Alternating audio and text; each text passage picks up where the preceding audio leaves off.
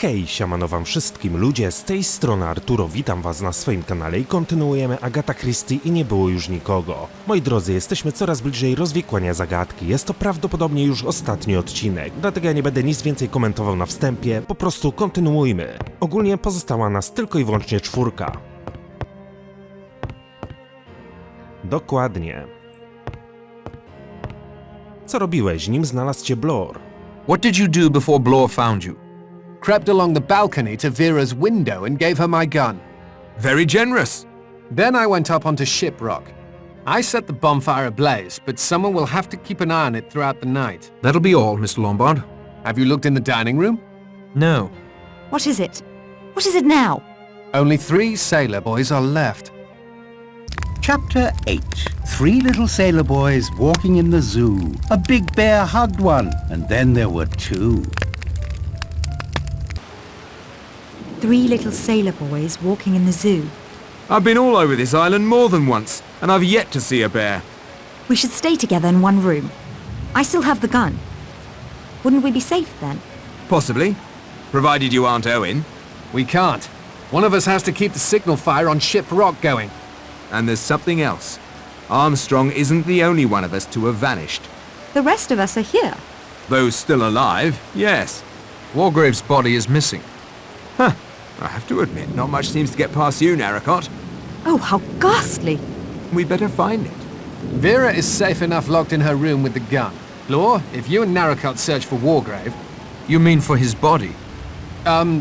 Yes, if you like. I'll keep the bonfire going. There's only one path up to Ship Rock. If I keep an eye on that and have a flaming torch close at hand, I should be fine. I've got this. I'll be all right. I'm going to find Wargrave. Would you gentlemen mind escorting me to my room? My pleasure. Fine, Lombard. I'll start looking for Wargrave too. Oh, Patrick. Szczerze powiedziawszy, tak naprawdę wszyscy jesteśmy tutaj w niebezpieczeństwie, nie wiemy do końca kim jest Owen, ale musimy działać na własną rękę. Dobra, powinniśmy poszukać ciała. Teoretycznie tak, jesteśmy na końcu gierki, a mi cały czas nie daje spokoju to, co pisała Biała Wilczyca, że w kinie podobno znajdziemy jakieś oko, coś związanego z okiem. Nie mam zielonego pojęcia, o co jej chodziło.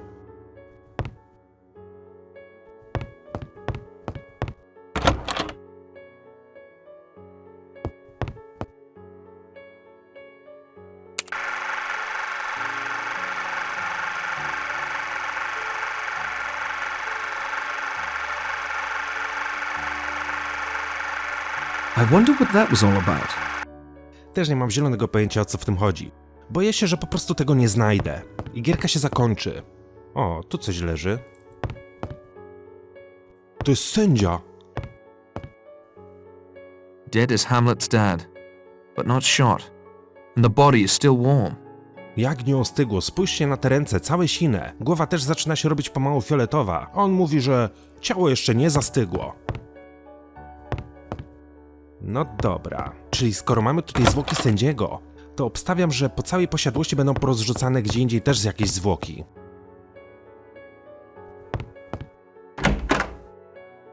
Możemy przejść do biblioteki.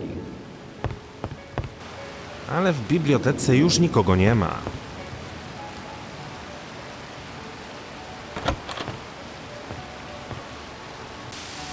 Wow. Blor. Looks like his head is caved in. What is it? I heard a cry. It's Blor. His head's been smashed in by a marble clock in the shape of a bear. Oh, but there was one on my... Wait there a moment.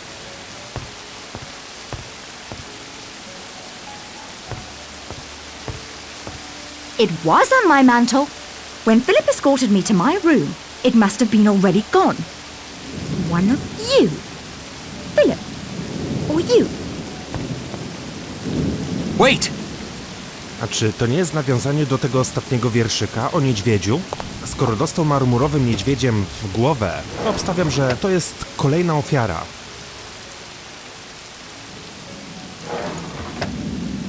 Dobra, ale wiecie co? Niepokoi mnie to, że Vera tak zareagowała. My przecież nie jesteśmy mordercą. Chętnie bym poszedł na piętro i spróbował z nią porozmawiać, o ile w ogóle to będzie możliwe.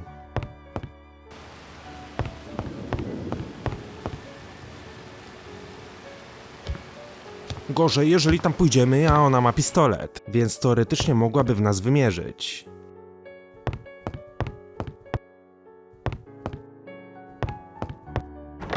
Locked. Zamknięte.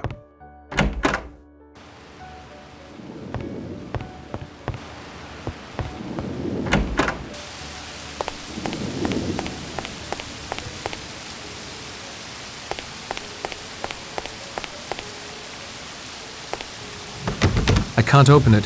It's locked. Ktoś zamknął na klucz, no pewnie Vera.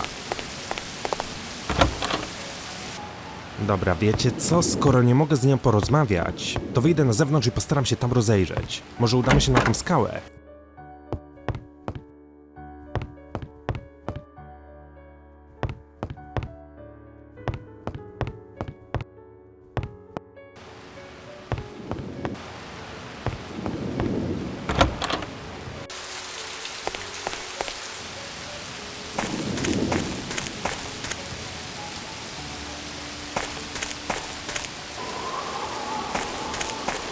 Tylko tutaj naprawdę można się łatwo pogubić na tych ścieżkach.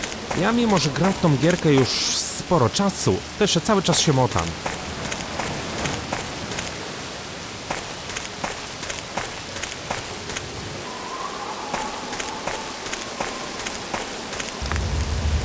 That's quite a signal fire. Someone should be able to see it. No dobra, ale gdzie jest tamten gościu, który przyszedł tutaj zobaczyć, czy wszystko jest w porządku? Nie ma go, zniknął.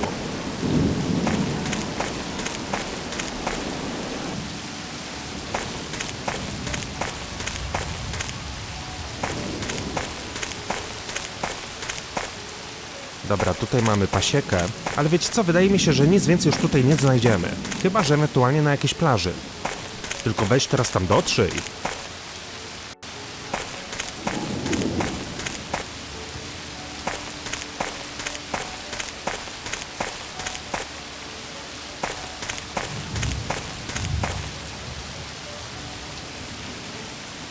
W sumie tędy też mogę przejść.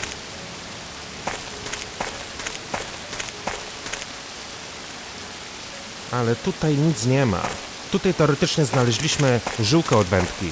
A ja tak długo wtedy chodziłem i się męczyłem. Kurde, dlaczego ta pani nie chce mi uszyć lotni? A okazało się, że po prostu nie dałem jej nici. Igłę jej dałem jej prześcieradło, ale nie miałem nici.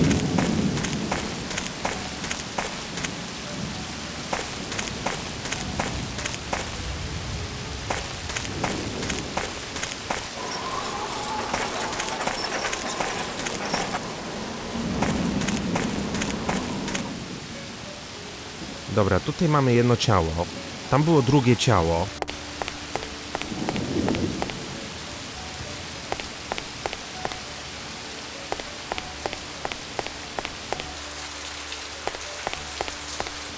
A ja chciałem udać się jeszcze w jedno miejsce. Znaczy, chciałbym to zweryfikować. Chodzi mi o tą plażę, która znajduje się tutaj na dole. Czy tam czasami jakiegoś ciała też nie będzie?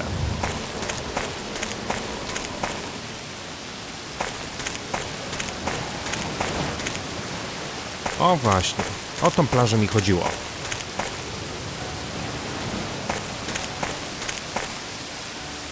Ale nie widzę tutaj nic specjalnego. O! Dr. Armstrong, dead for hours. And by the looks of him, he's been in the sea most of that time. Chapter 9. Two little sailor boys sitting in the sun. One got frizzled up, and then there was one. Don't try to get in. I'm pointing the gun at the door. I'm not the killer! You're trying to make me believe Philip is the killer. Armstrong's dead, his body washed up on the rocks, and Wargrave is sitting in the screening room, dead, again! That's impossible. I swear it! This time he was bludgeoned with the law book he wrote. I think that's how he was originally meant to die. The next rhyme. Two little sailor boys sitting in the sun. One got frizzled up. That means we'll be safe till morning, doesn't it? No one can be frizzled up at night. Czyli wychodzi na to, że kolejne morderstwo będzie na skale przy tym ognisku. Stay away from me! If you try to get in, I'll shoot! Wiecie co? Może uda mi się tam dobiec i powstrzymać mordercę albo przyłapać go na gorącym uczynku. To w sumie też nie jest taki głupi pomysł.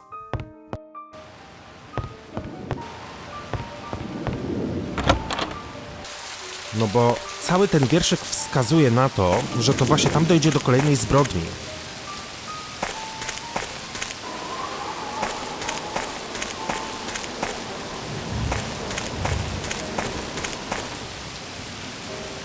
Ale z tej perspektywy nic nie widać.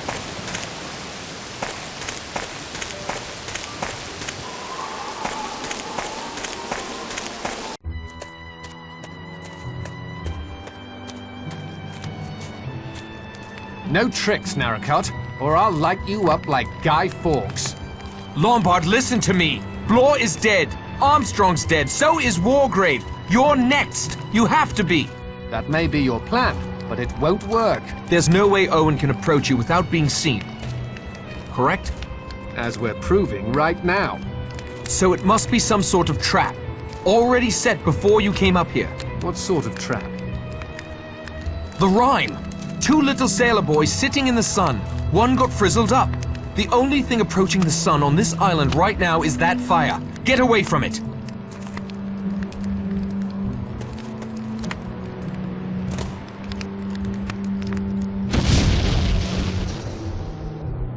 I like a good explosion as much as the next fellow, but not when I'm the target. I owe you an apology, Narracot, and my thanks for saving my life. Believe me, I wasn't sure. You out of everyone had been responsible for the most deaths. Your detecting skills played you false there, old boy. You see, I'm not Philip Lombard. My name is Charles Morley. Got papers to prove it, too. Phil was a friend of mine. He committed suicide a couple of weeks ago. I was at his place when the solicitor Morris rang up. It sounded suspicious. I thought it might have something to do with Phil's death. I wanted to get to the bottom of it, so I came along in his place. Besides, 100 guineas is 100 guineas. So you're no murderer. I'll confess I've thought of murdering you more than once the past few days. Listen, Lombard.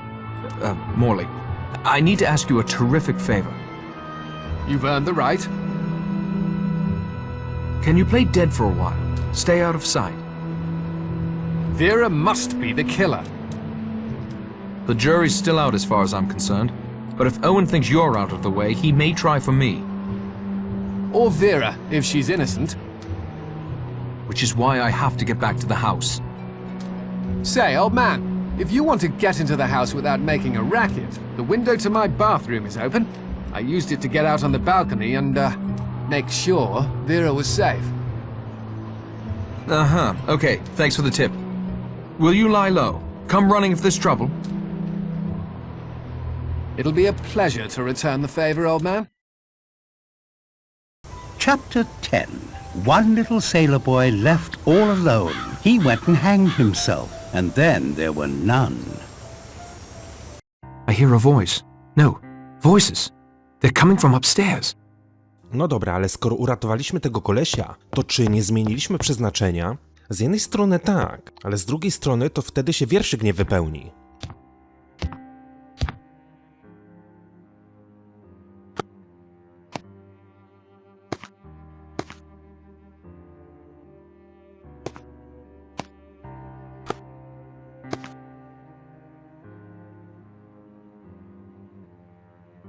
But I don't understand. How can you be here? How could you get into my room so easily? I've always had a duplicate set of keys, Miss Claythorne, as a former and actually the current owner of this house. You own this house? I have for several years. I saw to it that Emily Brent died 2 weeks ago. I took her place for the weekend. My finest performance, I think. Worthy of the Oscar the Academy always refused me. But the bee stings. Hurt like hell and did nothing for my complexion, but Emily Brent was allergic, not me. It's my apiary after all. Who are you?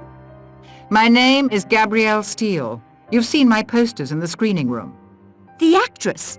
Some scandal in Hollywood. Scandal? Well, I guess if you call trying to kill your leading man a scandal, yes, it was. My final picture, Last of the Borgias, something happened. Lillian Borgia, the character I portrayed. One day on the set, suddenly she was inside my head. She wormed her way in. That's the only way I can think to explain it. Telling me to do things. Showing me how. They called it a breakdown. I now like to think of it as a meeting of two minds. But why this elaborate plot? Why kill all these people? Why? Wargrave, of course. He was absolutely right. He was the central character in our little drama. The Edward Seaton trial? Yes, Edward Seaton. My love. My life. We met some years ago when I first came to London to star in a play in the West End. Then, after the incident in Hollywood, I came back to England to rest. They wanted me to rest. Edward and I fell in love. I cannot describe to you the depth of our love. You wouldn't understand. I've seen how you flirted with Lombard and Narracott, playing them off against one another. Did I? I was frightened and confused. I suppose that's as good an explanation as any. I was never confused. Edward was an innocent man railroaded by that venomous old judge simply to prove a point. That it was his courtroom, his law. 3 days Edward suffered. He couldn't bear the shame or what it would do to me. He killed himself for me. I wanted Wargrave to suffer those 3 days, watching as death approached, powerless to prevent it. But why the rest of us? I met Miss Brent at a resort soon after I arrived in England. Hateful old hag. I think I caught her qualities quite nicely. I heard how she had punished Beatrice Taylor for her so-called sin. Drove her to take her own life, just as Wargrave had driven Edward to suicide. I wanted to extend Wargrave's torture for 3 excruciating days. What better way than to make him watch others die? Crimes committed under his very nose, deaths he was helpless to prevent. How his ego must have been scraped raw. You researched? Found us all? Others who had apparently escaped justice, like Miss Brent, with the help of my attorney, Archibald Morris. How could he agree to help with such a mad plan? Mad? Madmen kill for no reason, no sense of justice at all. I only killed those who deserved to die. And Morris was a perfect little lawyer, asking no questions as long as the money was good. He'd been responsible for a few miscarriages of justice on his own, so killing him was not a serious moral dilemma. Then the stage was set. We arrived on my island, and the play began. The trickiest part was goading Armstrong into getting so drunk he wouldn't notice the imperceptible pulse that remained after I took the curare. A few bee stings, and then a liberal application of Bellman's universal embrocation to complete the effect. It causes a nasty rash. He saw what he expected to see, a severe allergic reaction that can only result in death. You killed the judge twice. Hardly. The first time was some fool scheme he cooked up on his own with Armstrong, so he could pretend to be dead and catch Mr. Owen. I admit stealing Miss Brent's grey yarn and fashioning a wig from it was a nice touch. I was so angry. I couldn't think who had done it or why. I thought braining him with his own law book would be enough to fit the Chancery rhyme. If you shoot me, you'll be arrested. Patrick will catch you. I'll deal with Mr. Narracott presently. Then I'll take poison. This ring I wear is a prop, from the Borgia movie. Came in very handy this weekend. First for Marston, then Ethel, then my own curare. And now, here we are. Once I'm dead, you can hang yourself and complete the rhyme. And if I refuse to hang myself? My dear, what do you think will happen to you if you're the only person found alive on an island with 10 dead bodies? If you don't hang yourself, the law most certainly will. Patrick! No dobra, to jest chyba ten moment, kiedy powinniśmy ją uratować.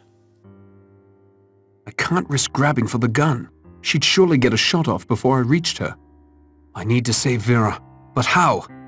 I have to get rid of that gun. Dobra, co ja mam w ekwipunku? Może będę mógł rzucić w nią tym kawałkiem marmuru?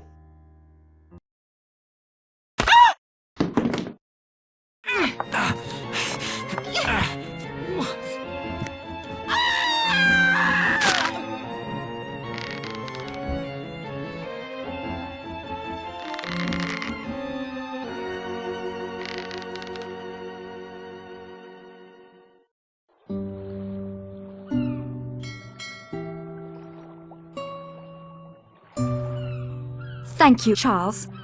That's right. If you ever need a break from Narracott, Charles Morley is in the London Directory.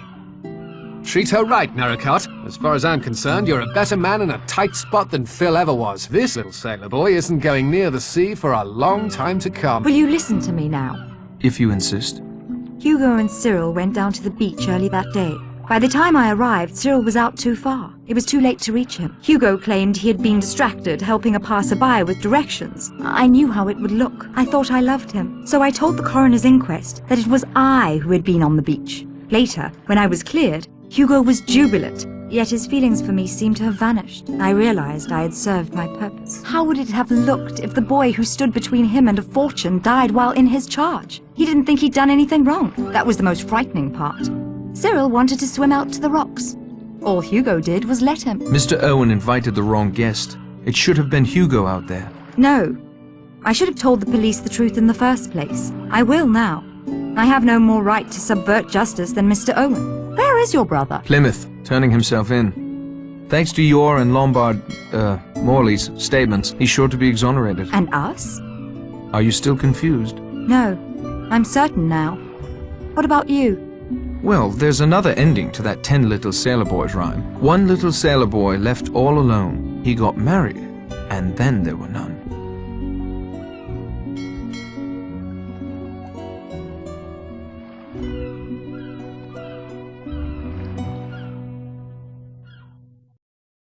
Silence, please. I have prepared a special reward for you. The original ending to our little story is somewhat different than the one you have just experienced. If you can complete a final puzzle, childishly simple really, you will be able to learn the original solution to "And Then There Were None," as Dame Agatha Christie first wrote it. Interested? Then your first step is to make your way to the dining room for a final treat. O, teraz to mnie gierka pozytywnie zaskoczyła. Będziemy mieć drugie zakończenie. Muszę udać się do jadalni, prawdopodobnie po figurkę marynarzyka.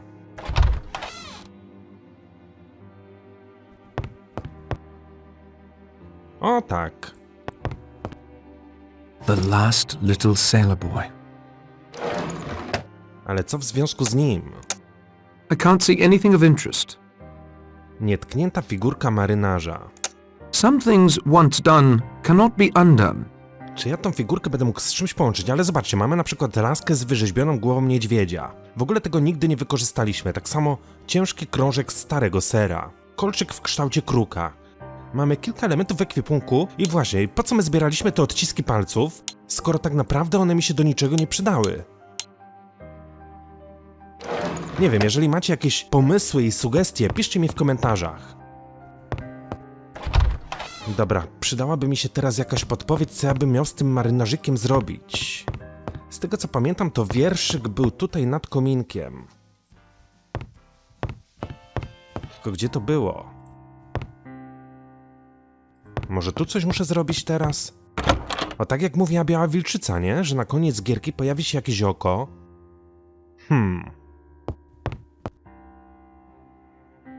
A może tego marynarzyka tutaj muszę włożyć? On tu pasuje. O kurde.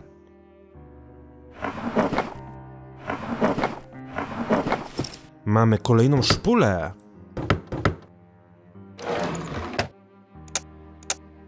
I can't take that apart. Czyli prawdopodobnie tutaj założymy tą szpulę i zobaczymy... Szpula filmu Witaj ponownie? The film has been spooled. Ja jeszcze muszę ekran w dół ściągnąć. Całkiem zapomniałem o tym, że jest on podniesiony do góry. I wonder what that was all about.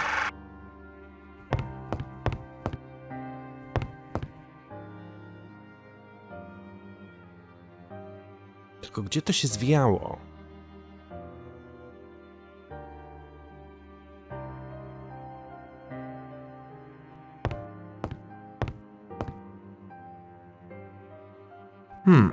This is certainly a clue of some sort. No właśnie, też nie wiem o co chodzi z tą wskazówką, nie? 3 dni. Dobra, ekran spuściliśmy w dół. Zatem zobaczmy drugie czy tam ukryte zakończenie. From my earliest youth, I realized that my nature was a mass of contradictions. I have an incurably romantic imagination, and it was for this reason that I adopted a rather childish and unreliable approach, writing my confession, enclosing it in a bottle, and casting it into the waves. There is 100 to 1 chance that this confession may be found, and then a hitherto unsolved murder mystery will be explained. Another trait born of my contradictory nature is my sadistic delight in causing death. From an early age, I knew very strongly the lust to kill. And yet, I was also indoctrinated with a strong sense of justice. I have always felt that the innocent should be spared and the guilty punished. With this mental makeup, it was inevitable that I would adopt the law as my profession. After ascending to the bench, I found that most of my baser desires were quenched in a legal and just way. And yet of late, I have felt a nagging urge, one that will not free me from its insistent grip. That is the urge to commit a murder myself. I fancied myself an artist in crime, and my imagination waxed secretly to this colossal force. However, I was restrained by my innate sense of justice. The innocent must not suffer. And then, quite suddenly, the solution came to me. I would punish those that the law could not touch. In my years on the bench, there were many cases that frustrated my will, cases wherein I knew the accused to be guilty, and yet the evidence was such that he could never be convicted. Cases of deliberate murder that were quite untouchable within the confines of the law. So I determined to commit not just one murder, but murder on a grand scale. A childish rhyme of my infancy came back to me. The rhyme of the 10 little sailor boys. Something about it fascinated me. The inexorable diminishment, the sense of inevitability. And so I began, secretly, to collect victims. I will not go into detail about how this was accomplished. Suffice to say, I was convinced of the guilt of every one of my victims, and I knew enough about them via my connections to be able to lure each one to Shipwreck Island with an appropriate bait. And now to the mechanics of the actual crime. In what I took as a sign, none of my plans misfired, and all of my guests arrived at Shipwreck Island on the 8th of August. The party included myself. The order of the deaths were dictated by what I viewed as my victims' varying degrees of guilt. Those whose guilt was lightest should go first, and not suffer the increasing mental strain and fear reserved for the more cold-blooded offenders. The first death had already occurred. Archibald Morris, a shady little dope peddler, had set up the details for me, renting the island, sending the letters, and recording the gramophone record before I ended his life with a dose of potassium cyanide. Anthony Marsden and Mrs. Rogers died next, one instantaneously, the other in a peaceful sleep. Marsden's crime was one of circumstance, and his amoral nature. Mrs. Rogers, I had no doubt, acted largely under the influence of her husband. Their murders were the easiest. Poison, easily slipped into a glass for each of them, as at this point no one had any reason to be suspicious. General Mackenzie met his death quite painlessly and never heard me approach. I am convinced that he was dead long before he ever came to Shipwreck Island. At this point, I found it necessary to recruit an ally. Dr. Armstrong seemed the most suited to this task, as it was inconceivable to him that a man of my standing could be a murderer. he was taken in with no resistance. I killed Rogers on the morning of the 10th. He too did not hear me approach. During the chaos arising from finding his body, I slipped into Lombard's room and abstracted his revolver.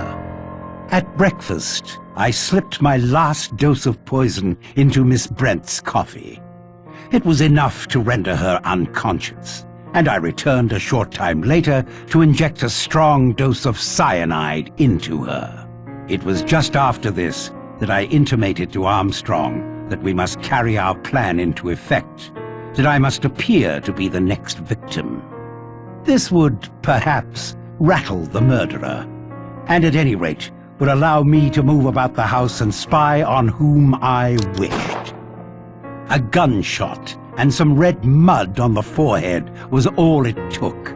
After all, it was only Armstrong who examined me closely.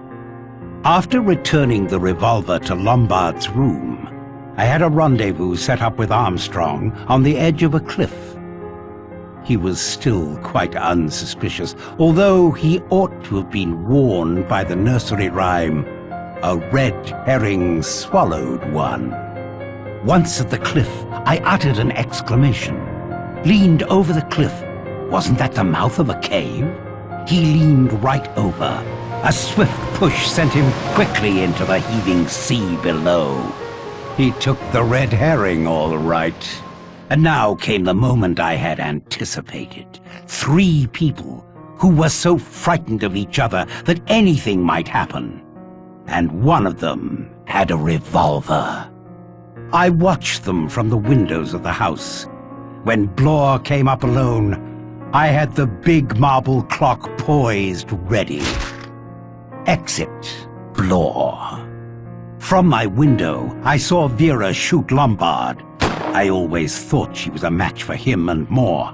I then immediately set the stage in her bedroom. It was an interesting experiment.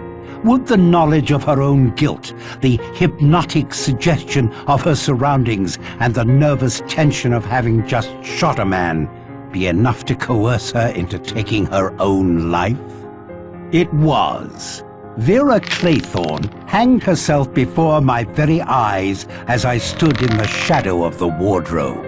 And now I shall finish writing this. I shall enclose it and seal it in a bottle and throw the bottle into the sea. Why? Yes, why? I suppose I have a pitiful human wish that someone should know just how clever I have been. I must go now and finish this. It is essential that my body be found in accordance with the record kept by my fellow victims. My own life is of no consequence. My doctors tell me I have a month to live at most. I do not wish to die the death of the invalid patient, steeped to the gills in drugs, culminating in a complete loss of human dignity. I will instead be found laid neatly in my bed, shot through the forehead. When the sea goes down, there will come from the mainland boats and men, and they will find 10 dead bodies and an unsolved problem on Shipwreck Island. Signed, Lawrence Wargrave.